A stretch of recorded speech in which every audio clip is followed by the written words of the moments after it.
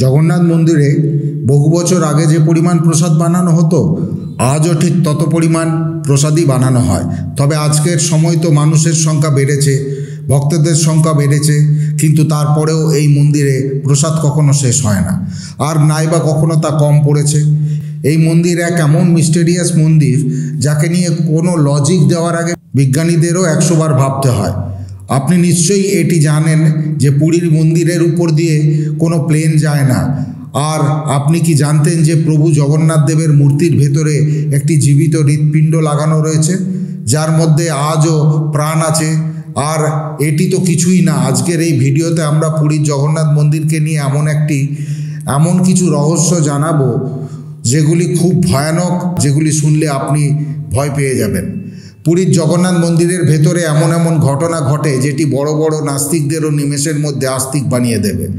আজকের জেনারেশনের ছেলেমেয়েরা কিছু না বুঝেই অন্যদের কালচারকে ফলো করছে, যেখানে আমাদের ধর্মে এত ডাইভার্সিটি রয়েছে, এত জিনিসপত্র রয়েছে যেগুলো নিয়ে তাদের কোনো জ্ঞানই নেই।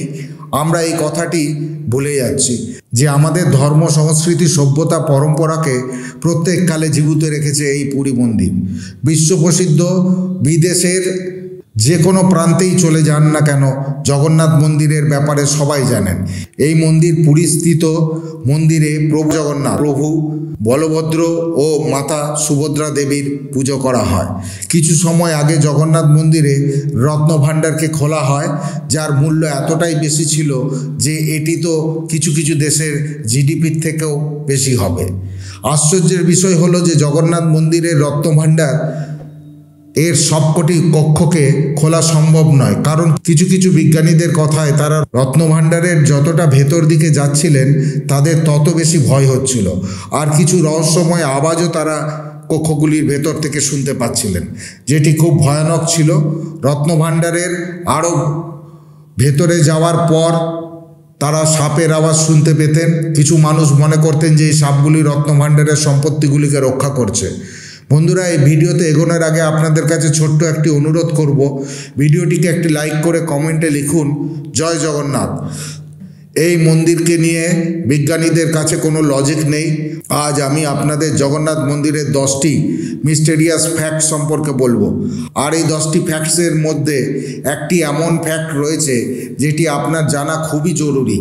তাই ভিডিওটি স্কিপ করার ভুল করবেন না, কারণ আপনি কখনো জগন্নাথ মন্দিরে গিয়ে যদি এই ফ্যাক্টসটির ব্যাপারে না জানেন তাহলে আপনার বড় কোনো ক্ষতি হয়ে যেতে পারে। চলুন এবার মেন টপিকে যাওয়া যাক। প্রথম ফ্যাক্ট, আপনি কি জানেন জগন্নাথ মন্দিরের ধ্বজা প্রত্যেক দিন পরিবর্তন করা হয়?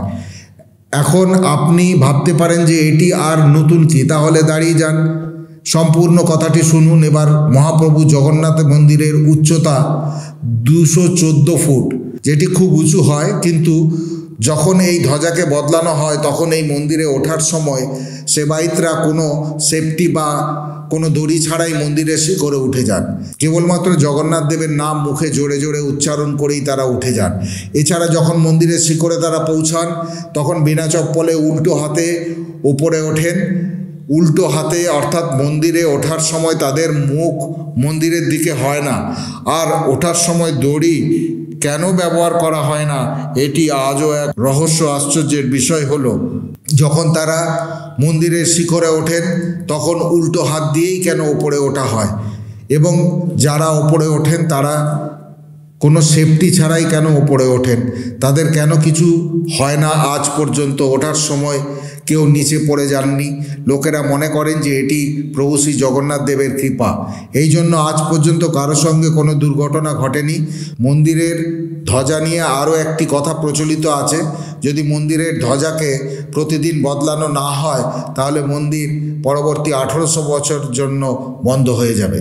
ফ্যাক্ট নাম্বার 2, এই ঘটনাটি 2 থেকে 3 বছরের পুরনো, অর্থাৎ 2021 থেকে 2022-এর কথা। একদিন হঠাৎ করে জগন্নাথ মন্দিরের রত্নভাণ্ডারের চাবি ভুল করে মন্দিরের পূজারীরা হারিয়ে ফেলেন। তারপর সকল পূজারী দিন রাত এক করে ওই চাবিকে খুঁজতে শুরু করেন, কিন্তু শত চেষ্টা করেও তারা চাবি খুঁজে পাননি। রত্নভাণ্ডারের চাবি না পাওয়ার কারণে প্রভু জগন্নাথ মন্দিরের দরজাকে খুব তাড়াতাড়ি বন্ধ করে দেওয়া হতো। এই সময় দেহরাদুন থেকে সীমা নামের একটি মেয়ে প্রভু জগন্নাথ দেবের দর্শন করতে আসে, কিন্তু চাবি হারিয়ে যাওয়ার কারণে মন্দিরের মুখ্য দরজাকে শীঘ্রই বন্ধ করে দেওয়া হতো। এই কারণে সীমা প্রভুর দর্শন করতে পারেননি। এখন সীমার কাছে দুটি পথ ছিল, হয় সে পরের দিন প্রভু জগন্নাথ দেবের দর্শন করবে, আর নয়তো সকালে তার মায়ের কাছে চলে যাবে, যিনি হাসপাতালে তার অন্তিম শ্বাস গুনছিলেন। সীমা ঠিক করলো যে যেভাবেই হোক আজ সে প্রভুর দর্শন করেই যাবে। এরপর সে ওই দরজার সামনে শুয়ে পড়ল। রাত তখন ঠিক 1টা বাজে। সীমার মনে হলো যেন প্রভু জগন্নাথ দেব তাকে মন্দিরের ভেতরে ডাকছেন। তারপর সীমার ঘুম ভেঙে যায় এবং মন্দিরের দরজা আপনা আপনি খুলে যায়। ভেতরে ঢুকে সীমা 3 ভগবানের দর্শন করার পর যখন নিচে তাকায়, তখন একটি বাদামি রঙের খামকে সে নিচে পড়ে থাকতে দেখে সীমা ওই খামটিকে তুলে যখন খুলল, তখন দেখতে পেল তার ভেতরে একটি চাবি রয়েছে।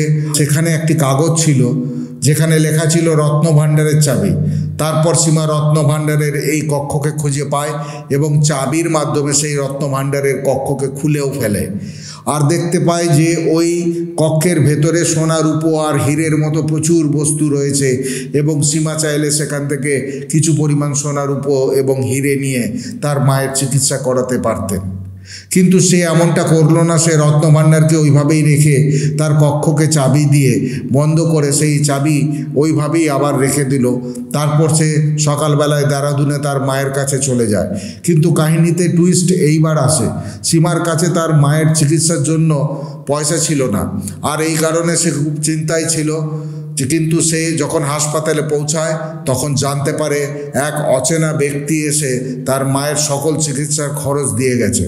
এই অচেনা ব্যক্তি কে ছিলেন তা আজও পর্যন্ত কেউ জানেন না।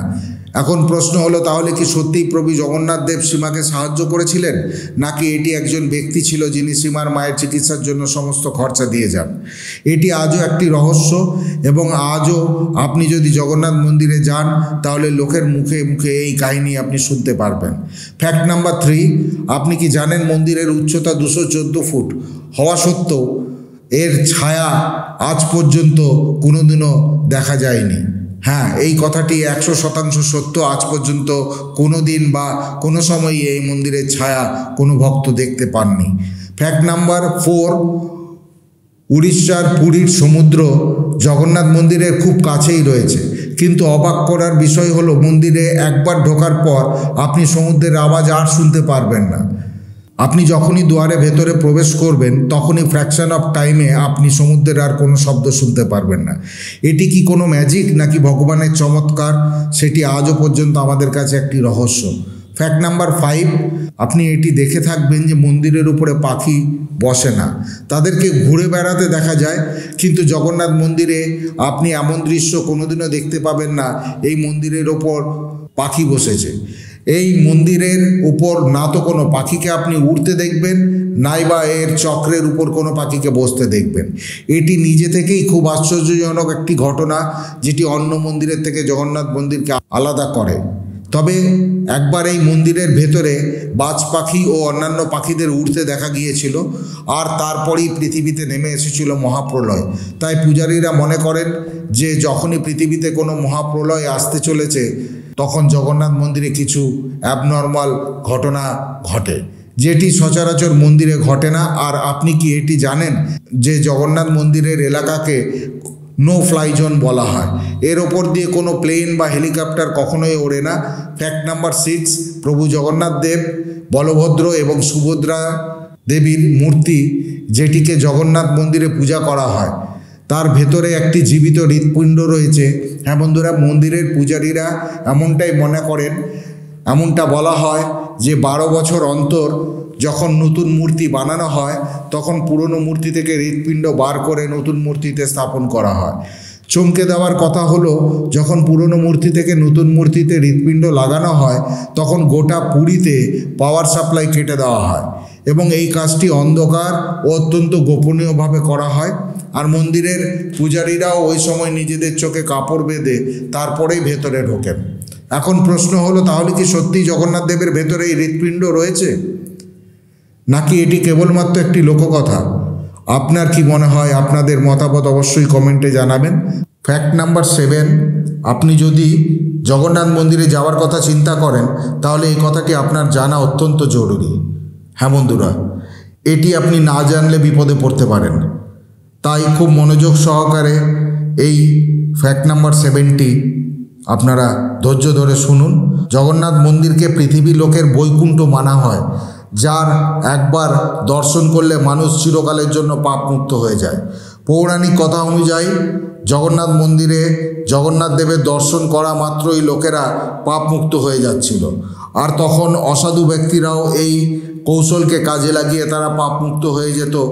তখন যমরাজ বেশ চিন্তায় পড়ে যান এবং তিনি ভগবান জগন্নাথ দেবের শরণাপন্ন হন এবং বলেন, হে প্রভু, আপনি তো পাপ মুক্তির সবথেকে সরল উপায় বলে দিলেন। লোক আপনার দর্শন মাত্রই পাপমুক্ত হয়ে যাচ্ছে, এই কারণে আর কেউ এখন যমলোকে আসছে না। তখন যমরাজের এই কথা শুনে জগন্নাথ দেব বলেন যে আপনি জগন্নাথ মন্দিরের 3য় সিঁড়িতে নিজের স্থান গ্রহণ করে নিন, যেটি পরে গিয়ে যমশিলা নামে প্রসিদ্ধ হবে। যে ভক্ত আমার দর্শন করার পরে 3য় সিঁড়িতে পা রাখবে তখনই তার সমস্ত পুণ্য শূন্য হয়ে যাবে এবং তাকে যমলোকে যেতে হবে। এই কারণে আপনারা যদি কখনো জগন্নাথ মন্দিরে জগন্নাথ দেবের দর্শনে যান তাহলে সেখানকার সিঁড়িতে মোট 22টি ধাপ আছে, যেখানে প্রভুর দর্শন করার পর নিচ থেকে শুরু 3য় নম্বর সিঁড়িতে বিশেষভাবে খেয়াল রাখতে হবে যাতে আপনার পা সেই 3য় নম্বর সিঁড়িতে না পড়ে যায়। আর যদি পা পড়ে যায় তাহলে ভগবানকে দর্শন করার আর কোনো মূল্যই থাকবে না। যমশিলাকে আপনি এইভাবেই চিনতে পারেন যে এই শিলাটি একটু কালো হয়, অর্থাৎ বাকি সিঁড়িগুলির থেকে একটু এর রং আলাদা কালো, যাকে আপনি খুব সহজেই চিনে নিতে পারবেন। ফ্যাক্ট নাম্বার 8, জগন্নাথ মন্দিরের বাইরে স্বর্গদ্বার রয়েছে, যেখানে মোক্ষ লাভের জন্য সব দেহ জ্বালানো হয়। মন্দির থেকে বাইরে বের হলে আপনি সেখানে লাশের গন্ধ পাবেন, কিন্তু আপনি যখনই আপনার পা সিংহদ্বারের ভেতরে রাখবেন তখন আপনি আপনার চিতার গন্ধ পাওয়া বন্ধ হয়ে যাবে। এটিও খুবই রহস্যজনক একটি জিনিস এবং এটি কেন হয় সেটি আজ পর্যন্ত কেউ জানেন না। ফ্যাক্ট নাম্বার 9, আপনি এটি নিশ্চয়ই জানেন যে পুরীর জগন্নাথ মন্দিরের ধ্বজা সবসময় হাওয়ার বিপরীত দিকে ওড়ে। কিন্তু এটি কেন হয়? এই ধ্বজাটিকে দেখে বিজ্ঞানীদেরও মাথায় হাত পড়ে যায়, কারণ বিজ্ঞানের গ্র্যাভিটির নিয়ম অনুসারে ধ্বজা হাওয়ার দিশায় বা নিচের দিশায় উড়বে, কিন্তু পুরী মন্দিরে ধ্বজাটি সবসময় হাওয়ার বিপরীত দিকে উড়ে। এটিকে নিয়েও অনেক মানুষের ভিন্ন ভিন্ন তাদের মতবাদ দিয়েছেন। কিছুজন বলেন এই ধ্বজা যেদিন হাওয়ার দিশায় উড়বে সেদিন পৃথিবীর অন্তিম দিন হবে। আবার কিছুজন বলেন এই ধ্বজায় স্বয়ং জগন্নাথ দেব বাস করেন, এই কারণে এই ধ্বজা উল্টো দিশায় ওড়ে। শুধু ভারতের বিজ্ঞানীরাই নয়, ইন্টারন্যাশনাল অনেক বিজ্ঞানীরাও এই নিয়ে রিসার্চ করা আরম্ভ করেছিলেন, কিন্তু তারা কোনো সিদ্ধান্তে আজও পর্যন্ত আসতে পারলেন না যে কেন এটি হাওয়ার বিপরীত দিকে ওড়ে। ফ্যাক্ট নাম্বার 10, একবার প্রভু শ্রী জগন্নাথ দেবের মন্দিরের উপর থেকে একটি বড় পাথর নিচে পড়ে যায়। এখানে রহস্যের বিষয় হলো যে পুরীতে সবসময় আশেপাশে থেকে লোক আসতেই থাকেন, এই মন্দির কখনো শূন্য থাকে না। আর পাথরের সাইজটিও অনেক বড় ছিল, আর যখন পাথরটি নিচে পড়েছিল তখন সেখানে প্রচুর মানুষ আসা যাওয়া করছিলেন, কিন্তু সেই পাথরের জন্য কোনো ভক্তের গায়ে একটু আঁচড়ও লাগেনি। এদিকে পাথরের সাইজও অনেক বড় ছিল। এটি খুব অবাক করার বিষয়, কারণ পুরীর মন্দিরের উচ্চতা আগেই বলেছি 214 ফুট, যা কিনা 22 তলা বাড়ির সমান। আর ওই হাইটটা থেকে এত বড় একটি পাথরে নিচে পড়ে গেল কিন্তু কেউ চোট পায়নি, এটি বেশ আশ্চর্যের বিষয়। এই ঘটনাটি ঘটার পর শ্রদ্ধালুরা বলতে শুরু করেন যে সত্যিই ভগবান জগন্নাথ দেব রয়েছেন, যিনি তার সকল ভক্তদের উপর নিজের ছত্রছায়া বানিয়ে রেখেছে, যাতে তার কোনো ভক্তের কোনোদিনও ক্ষতি না হয়।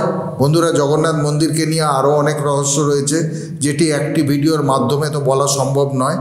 আর বন্ধুরা, আপনারা যারা জগন্নাথ মন্দিরে সম্প্রতি গিয়েছেন তারা তাদের এক্সপিরিয়েন্স কমেন্টের মাধ্যমে শেয়ার করতে পারেন। আশা করছি আজকের এই ভিডিওটি আপনাদের ভালো লেগেছে। ভিডিওটি ভালো লেগে থাকলে ভিডিওটিতে একটি লাইক করে চ্যানেলটিকে সাবস্ক্রাইব করবেন এরকম ভিডিও আরও পাওয়ার জন্য। জগন্নাথ দেবের আশীর্বাদ আপনাদের উপর সদাই বিরাজিত থাকুক। জয় শ্রী রাধে, জয় শ্রীকৃষ্ণ।